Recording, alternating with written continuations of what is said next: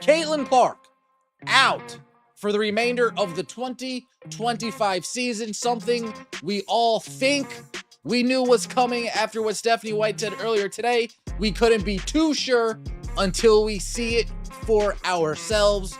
And with this announcement from the GOAT's mouth herself, Caitlin Clark won't be returning this season, nor if the Indiana Fever make the play. Everybody keeps saying stick to basketball.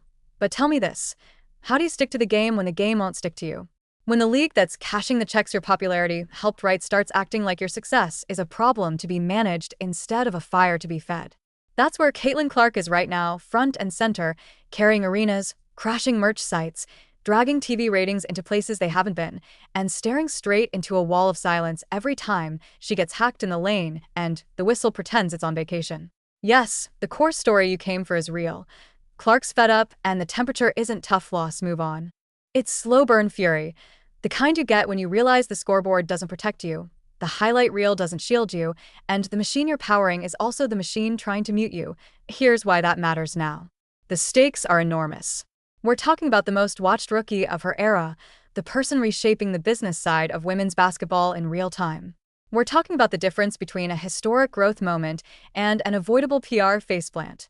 And I'm not here because I like chaos. I'm here because I track this stuff. I talk to fans who clip every questionable call from 3 angles before the players hit the tunnel, and I watch how leagues respond when a star refuses to play nice with the old rules of silence. Spoiler. Old rules break, but let's open a few loops I'll prove out. 1. The Indiana versus you-know-who game that didn't just feel physical.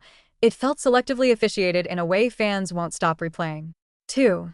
The post-game exchange where a teammate defended Clark and Clark warned, calmly, knowingly, "Be careful. They'll fine you for that." That line was not a joke.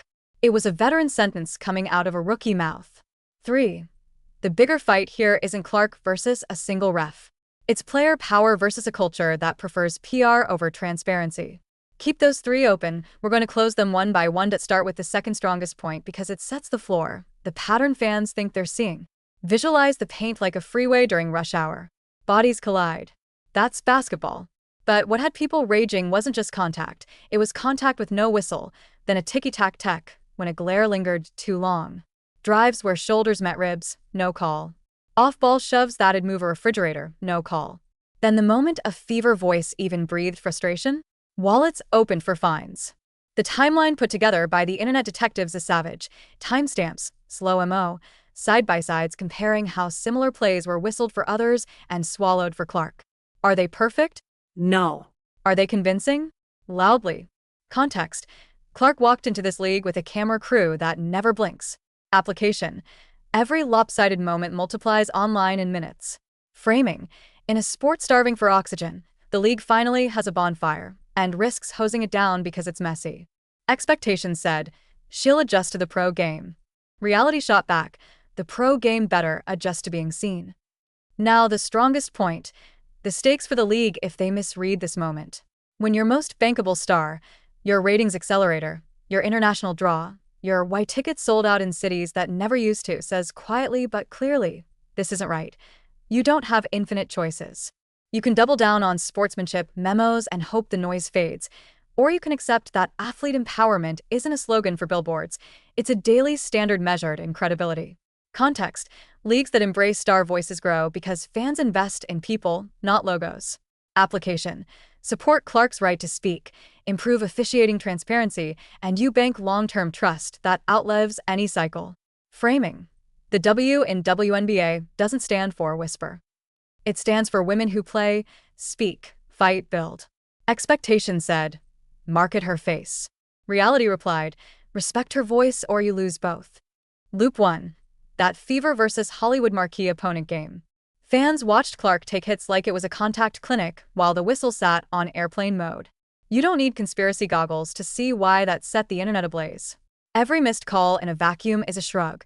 A stack of them becomes a story. And that story writes itself. Are we protecting the product or punishing it?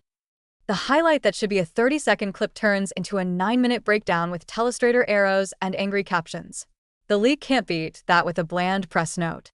You beat it with clarity, grades on crews, explanations on pivotal whistles, accountability that isn't hidden behind we'll review internally.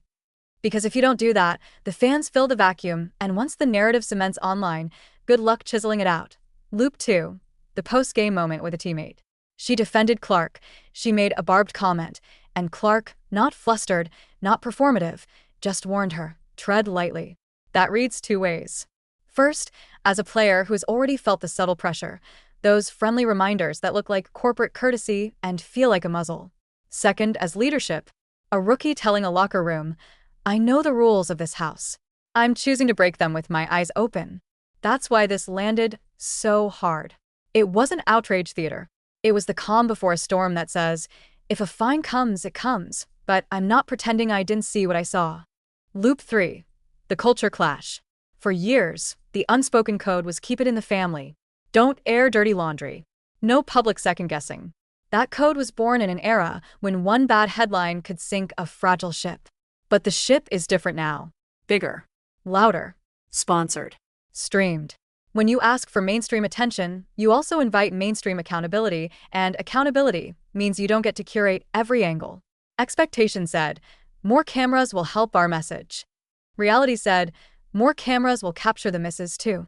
You can't have the spotlight without the heat. Let's talk about scheduling and support, because the backdrop matters. When the Fever schedule reads like an obstacle course, short turnarounds, minimal recovery, logistics that feel second tier, the message is mixed. We want the Caitlin Clark show, but we're keeping community theater production values. If you're going to sell a global attraction, put it on a global-ready stage.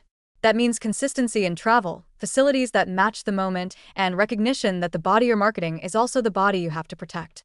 The application is obvious. The more the league treats the environment as prime time, the more the game looks and feels prime time.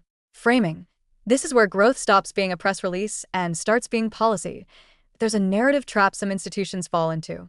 The star is too emotional, too controversial, too loud. It's lazy. It's also outdated. Clark has been measured. She hasn't blown up mics, hasn't stormed out, hasn't made it personal.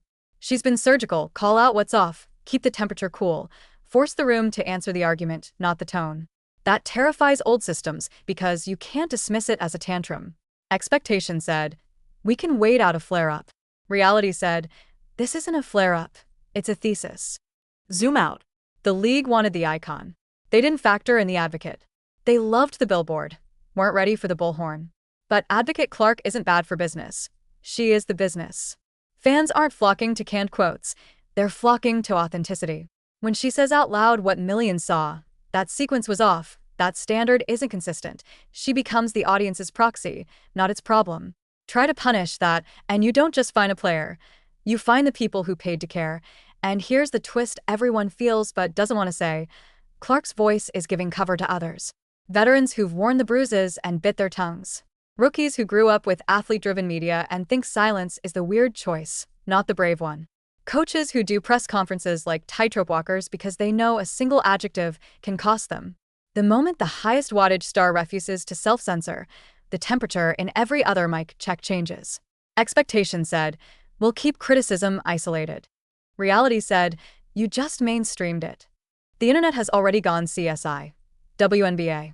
Fans are cutting tapes like film room assistants who drank 3 espressos. Side-by-side clips of Clark's treatment versus others. Slow-mo of a forearm that became invisible at game speed and stayed invisible in the box score. Timelines, threads, heat maps.